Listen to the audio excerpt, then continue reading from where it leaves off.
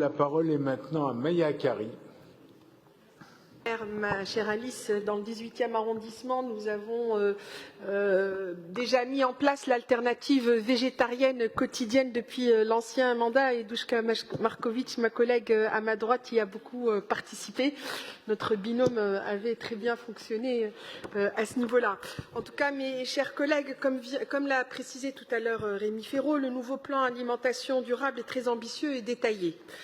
Son objectif est clair, atteindre une alimentation 100% durable d'ici 2027, Alice Timsit l'a rappelé également tout à l'heure, en privilégiant les produits issus de l'agriculture biologique ou labellisés comme par exemple le label rouge, la pêche durable ou le commerce équitable. Dans le 18e, donc j'évoquais tout à l'heure l'alternative végétarienne quotidienne, mais nous avons aussi anticipé à plusieurs niveaux la transition écologique, puisque dans le cadre de la remunicipalisation de la gestion des cantines, la fin de notre modèle de cuisine centrale est prévue pour 2023. Ce seront donc 9 cuisines autonomes qui livreront des écoles satellites dans l'arrondissement, découpées en 9 secteurs pour assurer la liaison chaude, et 4 écoles auront une cuisine autonome. Ce nouveau modèle mettra en place des logistiques douces de livraison entièrement électriques. Les travaux des cuisines de secteur intégreront l'éco-conception. Le passage à la liaison chaude offrira une nette réduction des consommations énergétiques liées au cycle de refroidissement et de remise à température. Aujourd'hui, 2 cantines sont déjà en liaison chaude et la cuisine se fait sur place. Ce sont 2 expérimentations lancées en 2022 au collège Daniel Meyer et au collège Aimé Césaire, soit 14 000 repas distribués quotidiennement dans 80 000 établissements, ce qui représente 8 282 repas en moyenne sur l'année. Nous sommes déjà sur 83% d'achats responsables. L'ensemble des viandes et des poissons sont labellisés.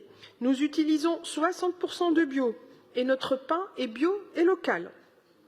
Depuis la rentrée de septembre 2018, donc ça fait déjà 4 ans, les barquettes de réchauffe en plastique ont été remplacées par des barquettes de réchauffe en cellulose, issues de bois de forêt française certifiées PEFC, neutre.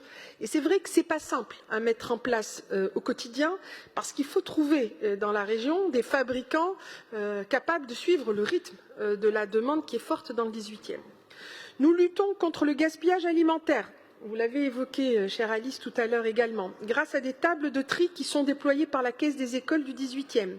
Actuellement, 51 établissements scolaires trient leurs déchets alimentaires. Pour la rentrée 2022, 31 écoles maternelles bénéficient de tables de tri et d'équipements en ce sens. Des ateliers de sensibilisation à la lutte contre le gaspillage alimentaire sont mis en place depuis 2021 avec l'association Écoles comestibles et nous travaillons avec les associations de solidarité comme le Chaînon manquant ou les Restos du Cœur pour offrir des dons alimentaires en cas de surplus ou de fermeture exceptionnelle de cantines sur un service. Depuis la rentrée 2018, la Caisse des écoles propose une alternative végétarienne quotidienne, je l'évoquais tout à l'heure. On comptait en 2020-2021 12,53 d'inscrits pour ce choix chez les maternelles, 11,57 chez les élémentaires, à peu près 8 dans les collèges, 6 dans les lycées et 25% des adultes qui déjeunent dans les cantines. Enfin, depuis cette rentrée, des plateaux en acier inoxydable sont expérimentés au collège Marie Curie et leur usage sera étendu à d'autres établissements pour la rentrée 2022. De dimensions et de poids mieux adaptés aux convives, ils permettent la réduction du gaspillage alimentaire et une économie d'eau au lavage. Nous serons ainsi l'un des premiers arrondissements à avoir testé ces plateaux, juste après le 12e. La montée en compétence des équipes de restauration est un enjeu majeur. Il s'agit de former tous les personnels en cuisine et en salle à l'alimentation durable et sur ces enjeux de santé et sur les recettes et le bon goût également. Risque d'obésité, malnutrition, réduction du sel et du sucre. Les bonnes pratiques seront partagées grâce à des ateliers de formation, notamment avec la Ferme de Paris. Des modules vidéo seront accessibles à tous et un nouveau lieu sera créé. Il s'agit d'une école des cuisinières et des cuisiniers de la restauration collective parisienne. Ce plan alimentation n'est pas simple à mettre en œuvre, mais on peut dire ce soir que nous sommes sur le bon chemin. Et comme tout le monde, je tiens à remercier Audrey Pulvar pour tout le travail qu'elle a effectué de façon participative.